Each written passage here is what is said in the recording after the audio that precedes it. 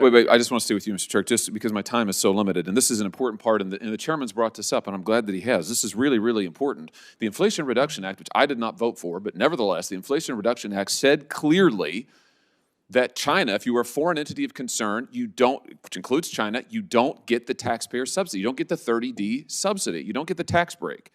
And yet, your rule allows Chinese companies to get the tax break. It loosens up the restrictions. So now we are subsidized. This wasn't just another Senate hearing, it exposed a much bigger debate over America's economic future. Josh Hawley kept pressing one question that never really went away. If the goal is to strengthen American manufacturing, how do U.S. policies avoid increasing reliance on China's dominant battery and EV supply chain? While Energy Department official David Turk defended the administration's strategy as a way to build domestic jobs and reduce that dependence over time, Hawley argued the current approach could produce the opposite result. Whether you agree with either side, the exchange highlighted the difficult trade-offs between accelerating clean energy, protecting American workers, and competing with China. What do you think? Are these policies putting America first or creating new vulnerabilities? Let us know in the comments, and don't forget to subscribe for more highlights from the biggest hearings in Washington. Less maintenance is $1,000 per year every year that you save because you have an EV. Thank you, Senator. Finally, Senator Hawley. Thank you, Mr. Chairman. Secretary Turk, thank you for being here. Nice to see you again. Thanks to both of the witnesses for being here. I wanted to talk a little bit about who is really benefiting from this administration's climate agenda and from these draconian electric vehicle mandates. So, Mr. Turk, you've already alluded to this. I know you know the answer to these questions. Currently, one nation accounts for 60% of the world's electric vehicle production. That nation is? China. Yeah. One nation accounts for 76% of the world's lithium-ion battery production. That nation is? China. Yet your administration, this president's administration, the mandates that you put in place require that 2/3 of our new vehicle sales in just the next 8 years, 2/3 of them be electric vehicles.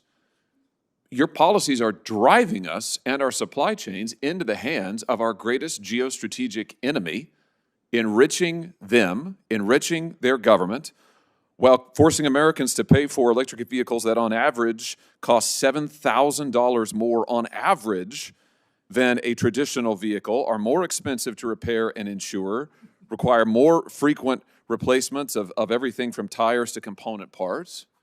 So, Mr. Turk, why is it good for the American worker that we force our supply chains to a country that's our greatest rival and adversary? And why is it good for the American consumer?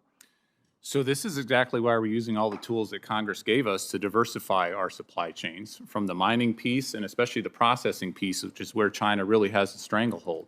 So we're making significant progress on lithium, on graphite, you name it, the tools that you all have given us to diversify those supply chains and make sure that we're getting the benefits of that. Our U.S. workers are getting the benefits of that. Citizens in St. Louis, I mentioned in my opening statement some exciting investments that are going on in St. Louis. We want U.S.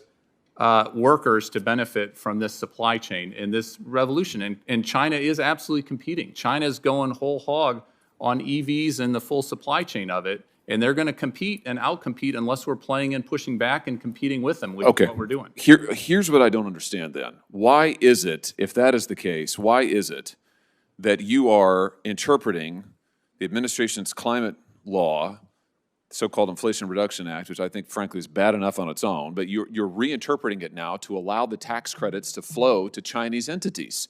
So now U.S. tax dollars are literally subsidizing Chinese battery makers. Why would we want to do that? Why would we want to not only give our adversary our supply chains and our jobs, but pay them to take them from us? Why does that make any sense? So I would argue, and certainly want to turn to my Deputy Secretary at Treasury, we are not doing that. How are you not? The fact that with the 30D tax credit, only 13 models qualify at this point. Now, we hope more diversification happens and more models qualify for that tax credit is a good data point that we take this very seriously, and we want to have these jobs in the U.S. But let me wait. I just want to stay with you, Mr. Turk, just because my time is so limited, and this is an important part, and the chairman's brought this up, and I'm glad that he has. This is really, really important. The Inflation Reduction Act, which I did not vote for, but nevertheless, the Inflation Reduction Act said clearly that China, if you are a foreign entity of concern, you don't, which includes China, you don't get the taxpayer subsidy. You don't get the 30D subsidy. You don't get the tax break. And yet your rule allows Chinese companies to get the tax break. It loosens up the restrictions. So now we are subsidizing our rivals. I just don't understand. The chairman's asked you about this repeatedly. I don't understand why we would pay Chinese companies to outcompete us. So I would strongly disagree with that. I spent a lot of time working with the team, and we worked hand in hand with our Treasury colleagues on the FEOC, the Foreign Entity of Concern, the FEOC standards, and happy to go through the three prongs of that in particular in terms of what our proposal is on the table. Well, that's the problem, right? Is that the law, which again I didn't support, but the law says just no. It says no. And then you come back and say, it's what we lawyers like to call a multi-factor balancing test, which is usually what courts do when they want to get their way. So it's like, oh, well, let's complicate it. We've got all of these different things. And the effect of it is, this has been widely reported. This isn't my opinion.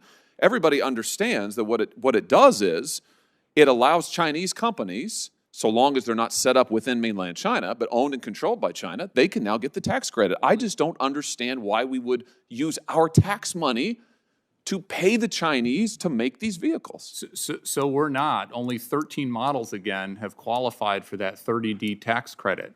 A lot of companies right now, automakers, are scrambling and they're working urgently to make sure that they don't have that. If your rule had no effect, why would you change it? Why wouldn't you just leave the text of the IRA in place? Why wouldn't you, the flat bar? All of this is implementing the legislation that's been passed, and happy again to get into the details. Certainly if Last thing I've got, because my time's expired, I know other senators are waiting to ask questions, but this is important, just about the effect on American workers. Just looking at the news reporting on this, the Ford CEO says that EVs are going to require 40% less labor to produce than traditional cars.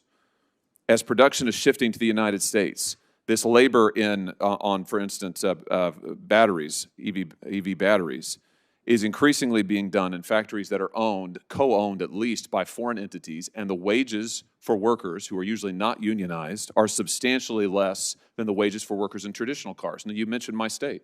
In Wentzville, Missouri, for example, we have almost 4,000 workers in a GM plant there. That's just one plant in just one area of my state. Believe me, I'll take all the jobs you can give me. But I don't want those 3,000 workers to lose their jobs and to have another couple hundred created in some other state in a factory co-owned by a foreign company making half the wages. And that seems to be the trade-off that you're offering to American workers. That doesn't seem like a good trade-off to me. With that, I yield, Mr. Chairman. If you want to respond, Mr. Turk, go ahead, but I yield, Mr. Chairman. I just reiterate the number of jobs, 136,000 jobs, thanks to these tools that you've given us, thanks to this president, all across the country, including in St. Louis, but all across the country. That's an incredible record, and there are incentives, as the chairman well knows, to make sure these are good-paying jobs that we have all across the country. Senator Hickenlooper.